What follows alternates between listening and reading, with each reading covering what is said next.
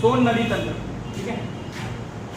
तीसरा अपवाद तंत्र है, महानदी पढ़ चुके हैं, ठीक है, गोदावरी नदी तंत्र पढ़ चुके हैं, अभी है सोन नदी तंत्र। सोन नदी तंत्र के लिए बहुत सारे स्टोरी है, 2 पौराणिक कथा है, दोनों सुनाते हुए पढ़ाऊंगा, ठीक है।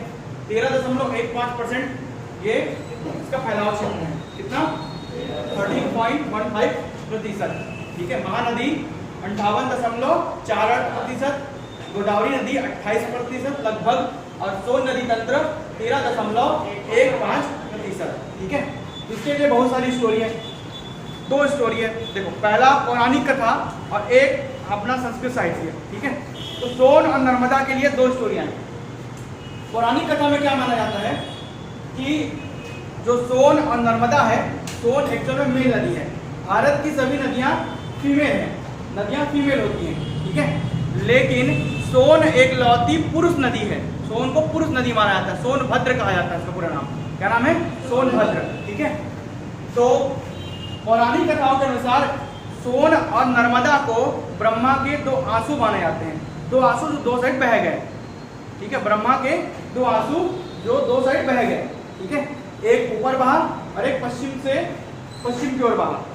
नर्मदा नदी पश्चिम की ओर बहती है भ्रंश घाटी में, विंध्याचल पर्वत और सतपुड़ा के बीच में, और एक ऊपर कहाँ, गंगा की ओर, ठीक है। यह पौराणिक कथाओं के अनुसार। दूसरी मान्यता यह है कि मैकल पर्वत श्रेणी में ही किसकी पहाड़ियां हैं भाई, अमरकंटक की पहाड़ियां। किसकी पहाड़ियां हैं, अमरकंटक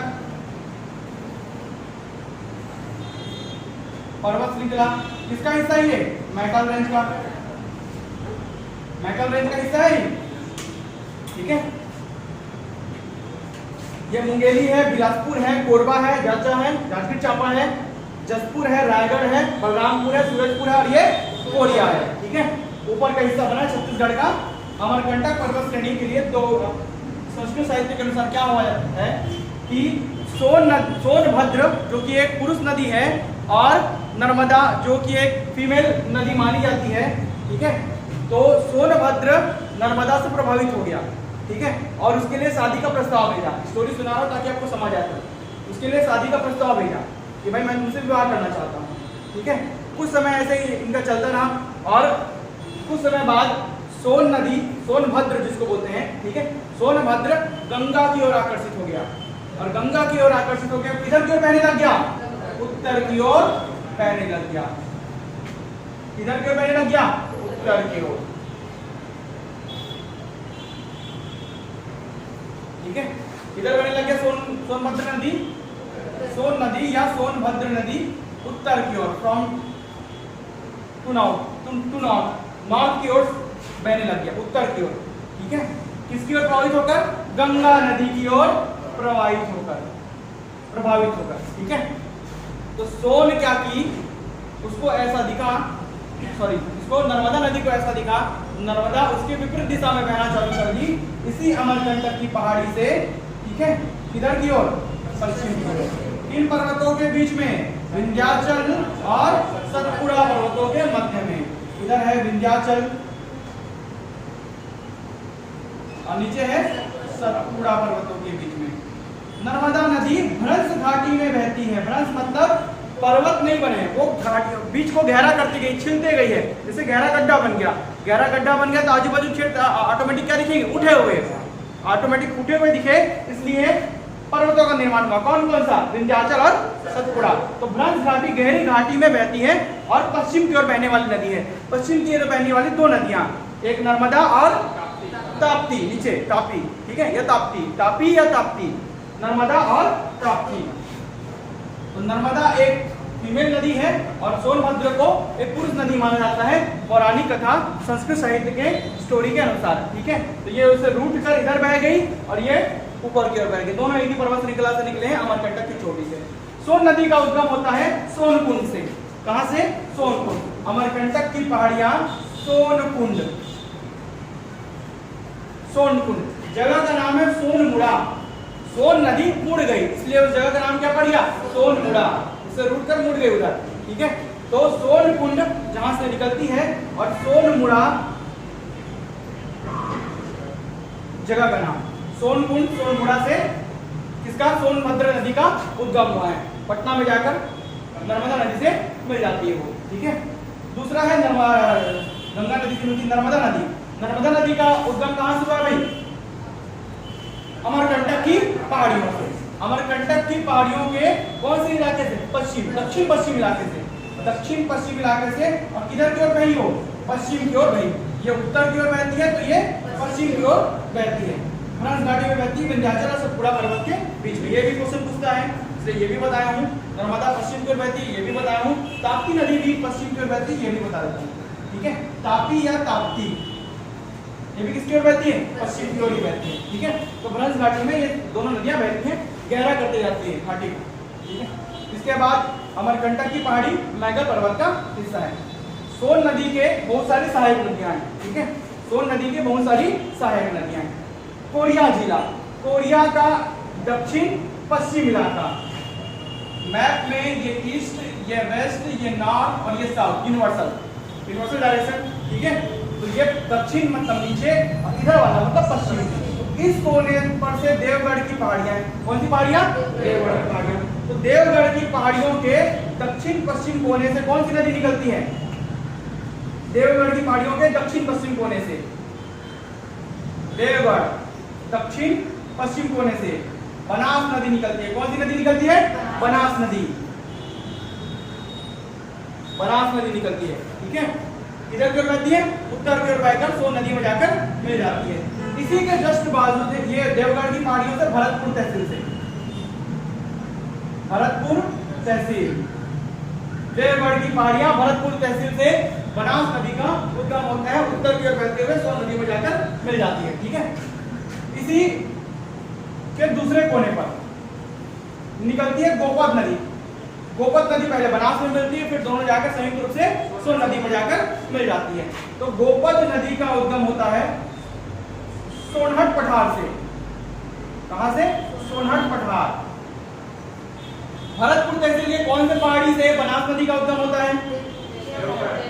और देवगढ़ की पहाड़ियों का कौन सा हिस्सा क्या बोला जाता है उसे?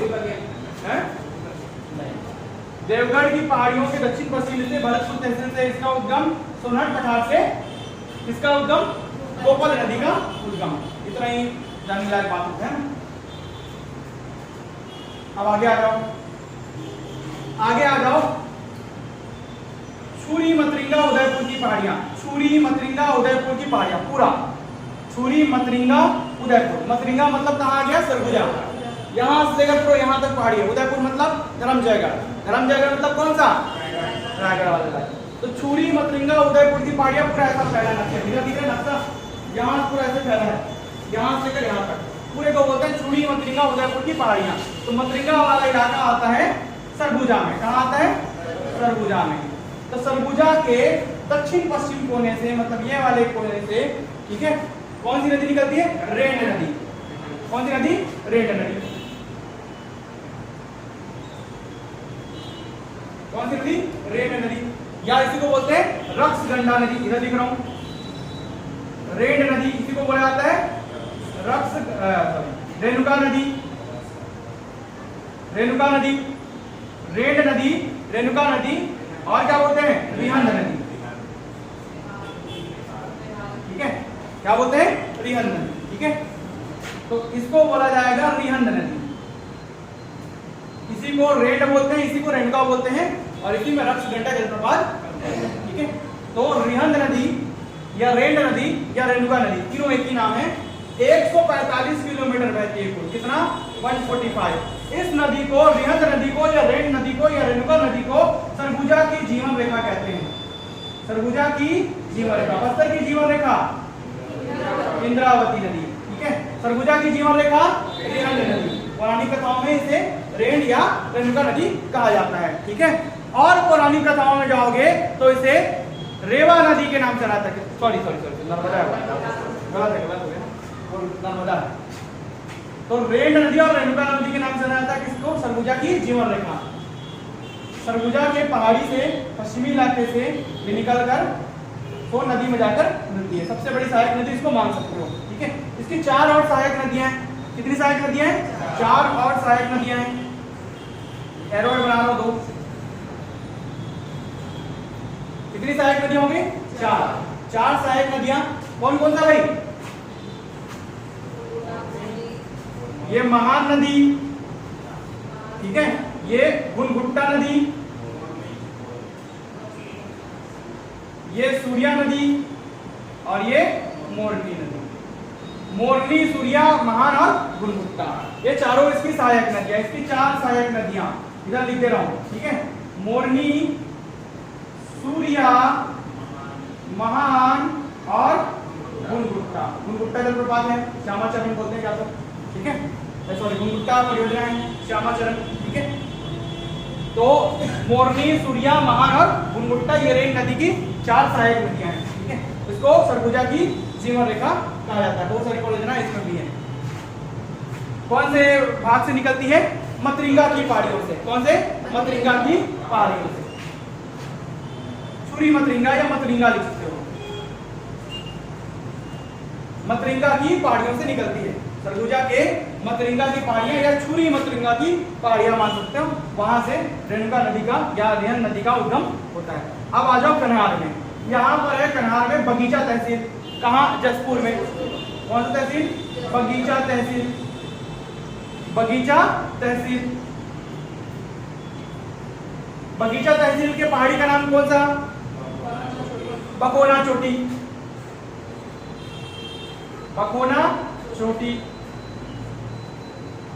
ठीक है। कौन सी पहाड़ी? कुड़िया पहाड़ी, ठीक है। गिद्धा धोधा ऐसा क्या बोलते हैं जगह को, गिद्धा धोधा, ठीक है। तो बगीचा तहसील बकोना चोटी से कन्हार नदी का उद्गम होता है और कन्हार नदी भी कहाँ जाकर मिलती है? सोन नदी में जाकर मिल जाती है। कन्हार नदी झारखंड और छत्तीसगढ़ के मध्य की सीमा रेखा बनाती है, इसलिए सीमा में बहाया गया। कौन सा? कन्हार नदी। कन्हार नदी झारखंड और छत्तीसगढ़ की सीमा बनाती है। कन्हार नदी की कुल लंबाई 115 किलोमीटर है। कन्हार नदी की कुल लंबाई 115 किलोमीटर है। कन्हार नदी की 4 सहायक नदियां हैं।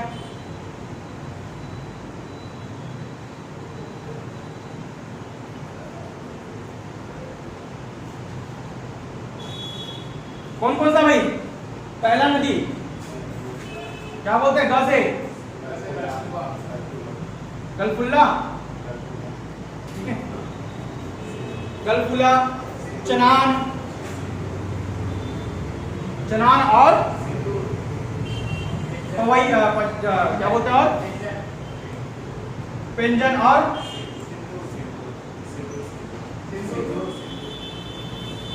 सिंदूर,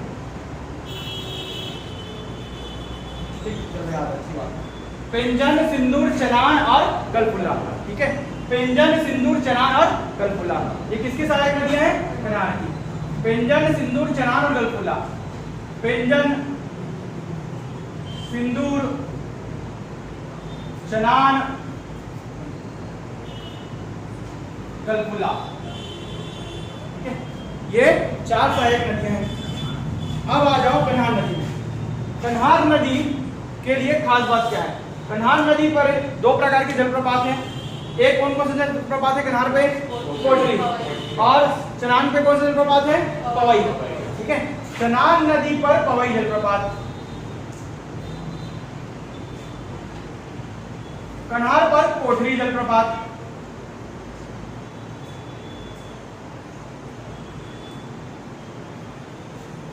इसी के किनारे बलरामपुर में प्रसिद्ध पुरातात्विक स्थल डीपाडी बसा हुआ है। कन्हार नदी के किनारे डीपाडी पुरातात्विक स्थल है, ऐतिहासिक स्थल है। जैसे ताला गांव था बिलासपुर वाला कल बताया हूं, वैसे ही डीपाडी है। डीपाडी किस नदी के किनारे बसा हुआ है? कन्हार नदी के किनारे, ठीक है। डीपाडी पुरातात्विक स्थल है। डीपाडी पुरातात्विक स्थल है किस नदी के तट पर? कन्हार नदी के तट पर। रेण नदी के तट पर सरगुजा में कौन सा पुरातात्विक स्थल है? सरगुजा में रेण नदी के तट पर अर्थात रिहन नदी के तट पर सरगुजा में कौन सा पुरातात्विक स्थल है? आता है कौन सा पुरातात्विक स्थल है? जल्दी बताओ, मां से नाम।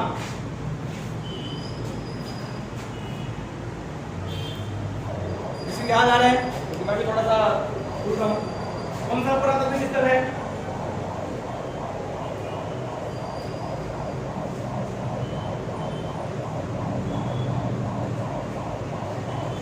जल्दी बताओ भाई, जल्दी जल्दी, याद आ रहा है?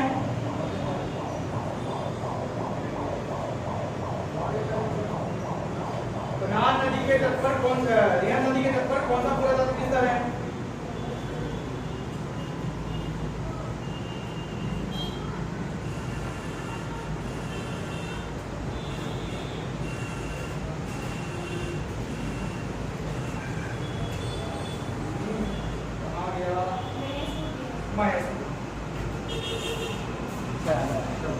महेशपुर, सरगुजा में है ना महेशपुर पुरातत्व स्थल। कहाँ है? सरगुजा में, टकराना मत भाई।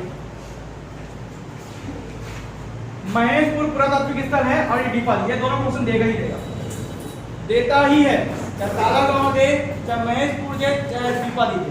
तो डीपा जी कनाल नदी के तट पर है और महेशपुर सरगुजा में रिहंद नदी के तट पर है। ठीक है, बहुत प्राचीन नदी है और सरगुजा की जीवन रेखा कहते हैं। ये महेशपुर इसके तट पर बसा हुआ, ये भी पुरातत्व स्थल है सरगुजा में। ठीक है, मत्रिंगा की पहाड़ियां 1100 मीटर लगभग ऊंची है, वहां से कौन सी नदी निकलती है? रिहंद नदी। ठीक है, तो ये हो गया रिहंद नदी का पूरा लेखा जोखा। यहाँ पर उत्तर प्रदेश के मिर्जापुर में, यूपी के मिर्जापुर में रिहंद नदी एक जलाशय क्या बनाती है? बांध बनाती है। ठीक है, क्या बोलते हैं उसको? गोविंद वल्लभ पंत सागर जलाशय। गोविंद वल्लभ पंत सागर बांध, गोविंद वल्लभ पंत सागर बांध, ये आया था अभी। ठीक है, गोविंद सागर अलग है, गोविंद वल्लभ पंत सागर अलग है। ठीक है, दोनों अलग अलग बांध है, दोनों अलग नाम रखना है, इसमें वल्लभ पंत ज्यादा बड़ा नाम है। ठीक है, तो यूपी के मिर्जापुर में है, रिहंद नदी पर ही है। क्या है? रिहंद नदी पर ही बांधा है, गोविंद वल्लभ पंत सागर बांध बोल सकते हो उसको। ठीक है, इन्हीं दोनों एरिया में कोरिया और सूरजपुर में दोनों को मिलाकर कौन सा नेशनल पार्क है? गुरु घासीदास। ज्यादा एरिया कोरिया में। ठीक है, ज्यादा एरिया कोरिया में, तो कोरिया और सूरजपुर मिलाकर गुरु घासीदास राष्ट्रीय उद्यान है। ठीक है, इसकी खास बात और है, कोरिया में एक और जगह है जिसको बोलते हैं अकुरी नाला। अकुरी नाला, इसे छत्तीसगढ़ का एयर कंडीशन क्षेत्र कहा जाता है। छत्तीसगढ़ का एसी क्षेत्र या एयर कंडीशन क्षेत्र। ठीक है, साल भर यहाँ पर पानी जैसा मतलब ठंडा ठंडा हवा जैसे एसी आता है वैसे यहाँ चलते रहता है। ठीक है, नेचुरल एसी क्षेत्र अकुरी नाला कहाँ है? कोरिया में। कहाँ है? कोरिया में। फिर से देखो, बनास नदी निकलती है भरतपुर तहसील देवगढ़ की पहाड़ियों के दक्षिण पश्चिम कोने से। सोनहत पठार से निकलती है गोपद नदी। ठीक है, और रिहंद नदी निकलती है मत्रिंगा की 1100 मीटर ऊंची पहाड़ियों से महेशपुर। ठीक है, महेशपुर क्षेत्र पुरातत्व स्थल इसी के तट पर बसा हुआ है।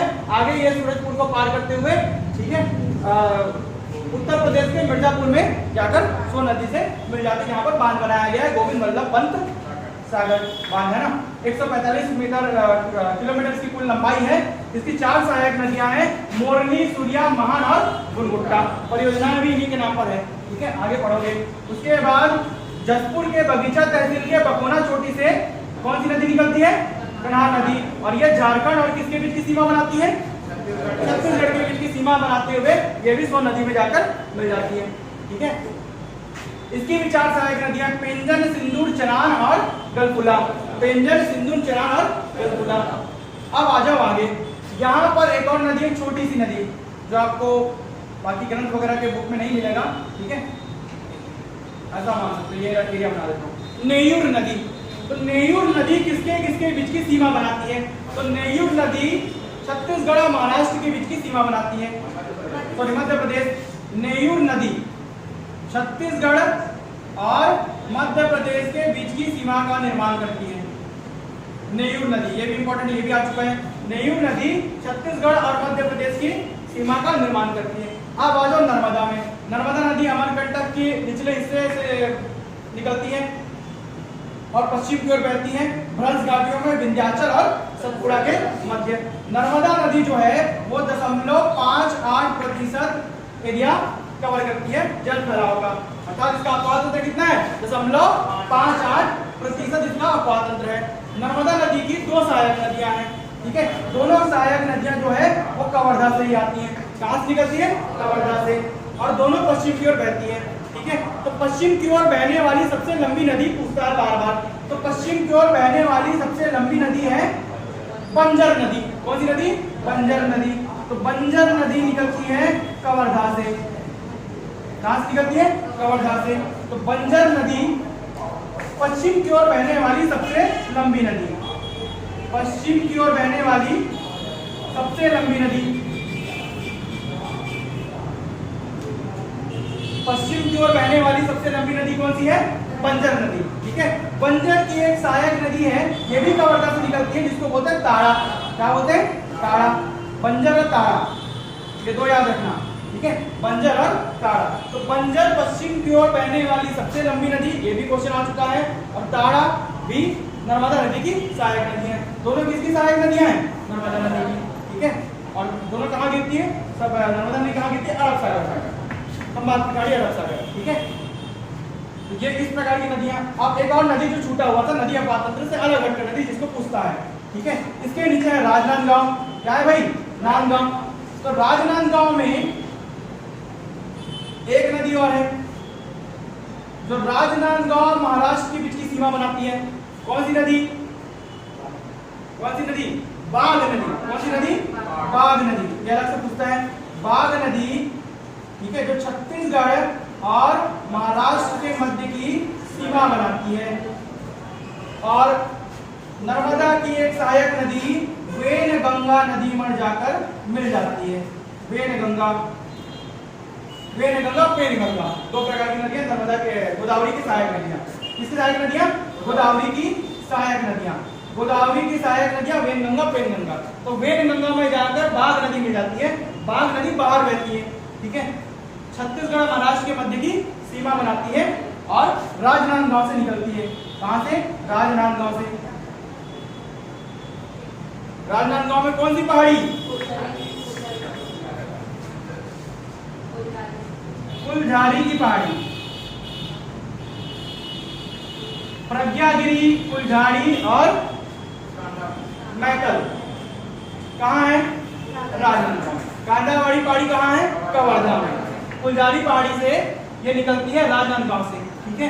बाघ नदी और नीचे की ओर बहते हुए वेनगंगा नदी में जाकर मिलती है। वेनगंगा नदी जाकर गोदावरी में मिलती है। कल पढ़ाया पूरा गोदावरी नदी अपवाद, नीचे वाला पूरा पढ़ाया है। तो गोदावरी नदी में जाकर ये मिल जाती है। ये बनाती है, इसका सीमा याद रखना, नेयूर नदी बनाती है छत्तीसगढ़ मध्य प्रदेश की सीमा, ठीक है।